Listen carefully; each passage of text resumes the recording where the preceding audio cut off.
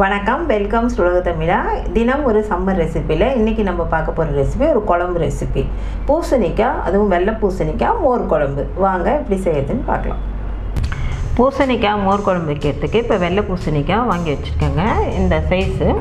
இப்போ இதை நம்ம உள்ளே இருக்க விதையெல்லாம் எடுத்துகிட்டு மேல் தோல் சீவிட்டு கட் பண்ணி எடுத்துகிட்டு வந்துடலாம். பூசணிக்காய் மேல் தோல் சீவிட்டு விதையெல்லாம் எடுத்துகிட்டு கட் பண்ணி எடுத்துகிட்டு வந்தாச்சுங்க. இந்த சைஸ் இருக்கட்டும், அப்போ தான் மோர் குழம்புக்கு நல்லாயிருக்கும். மோர் குழம்பு இப்போ தாளிக்கலாம். இப்போ கடாயில் 1 டேபிள் ஸ்பூன் தேங்காய் எண்ணெய். இது தேங்காய் எண்ணெய் ஊற்றி தாளிக்கும் போது ரொம்ப டேஸ்ட்டாக இருக்குங்க, அதே சமயம் நல்ல ஸ்மெல்லாக இருக்கும். 1/2 டீஸ்பூன் கடுகு. இப்போ கடுகு பொரியுது. 1/2 டீஸ்பூன் சீரகம்.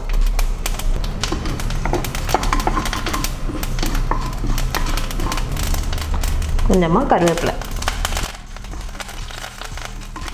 இப்போ இது கூட நம்ம கட் பண்ணி வச்சுருந்த பூசணிக்காய்.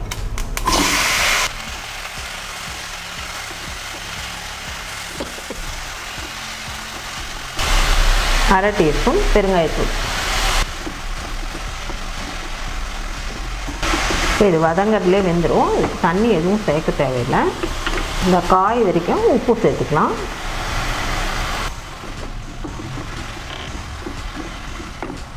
இதை அப்படியே மூடி வச்சு வேக வைக்கலாம்.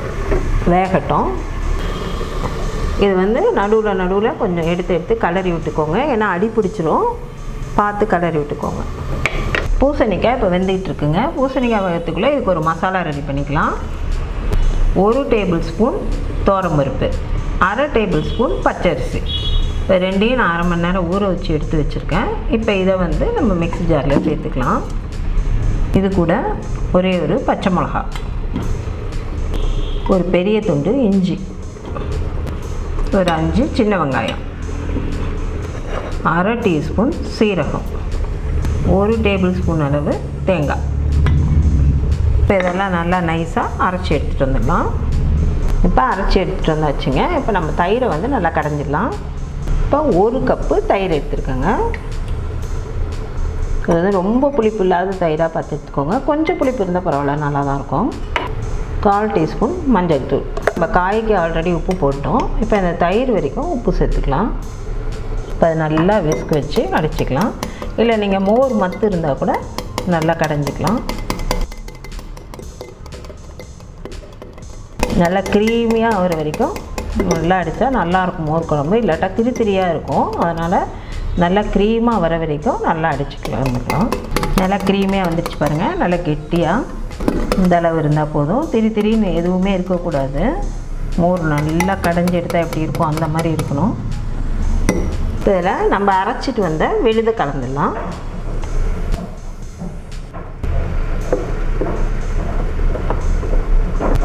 இப்போ எவ்வளோ கெட்டியாக இருக்குது பாருங்கள். இன்னும் கொஞ்சம் கூட தண்ணி சேர்க்கலாம். இப்போ மிக்ஸி ஜாரில் கொஞ்சம் போல் தண்ணி ஊற்றி அதை அலசி ஊற்றிடலாம். இந்த அளவு இருக்கட்டும், இதான் கரெக்டான கன்சிஸ்டன்சி. இப்போ நமக்கு மோர் ரெடி ஆயிடுச்சு. இப்போ பூசணிக்காவை பார்க்கலாம். இப்போ பூசணிக்காய் வெந்துடுச்சு, அவ்வளோதான்.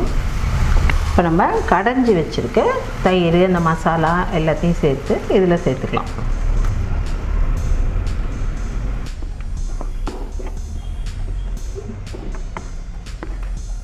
இப்போ ரொம்ப கெட்டியாக இருக்குது. கொஞ்சம் போல் தண்ணி ஊற்றிக்கலாம்.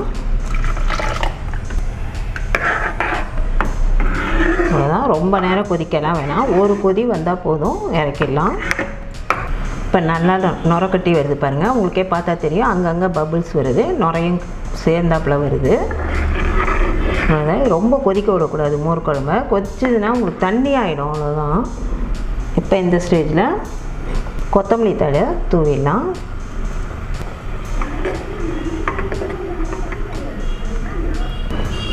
கொஞ்சமாக தேங்காய் எண்ணெய், 1 டேபிள் ஸ்பூன் அளவு தேங்காய் எண்ணெய். கடைசியாக தேங்காய் எண்ணெய் ஊற்றும் போது ரொம்ப நல்லாயிருக்கும் டேஸ்ட்டு. அவ்வளோதான். இப்போ ஸ்டவ் ஆஃப் பண்ணிடலாம். நமக்கு ரொம்ப சுவையான பூசணிக்காய் மோர் குழம்பு ரெடி. பூசணிக்காய் மோர் குழம்பு சூப்பராக ரெடி ஆகிடுச்சிங்க. இது சாதத்தோடு பிசைஞ்சு சாப்பிட ரொம்ப நல்லாயிருக்கும். இந்த சம்மருக்கு ஏற்ற ரெசிபிங்க இது. நீங்களும் உங்கள் வீட்டில் இதே மாதிரி செஞ்சு பார்த்துட்டு உங்கள் கருத்துக்களை எங்களுக்கு தெரியப்படுத்துங்க. நன்றி, வணக்கம்.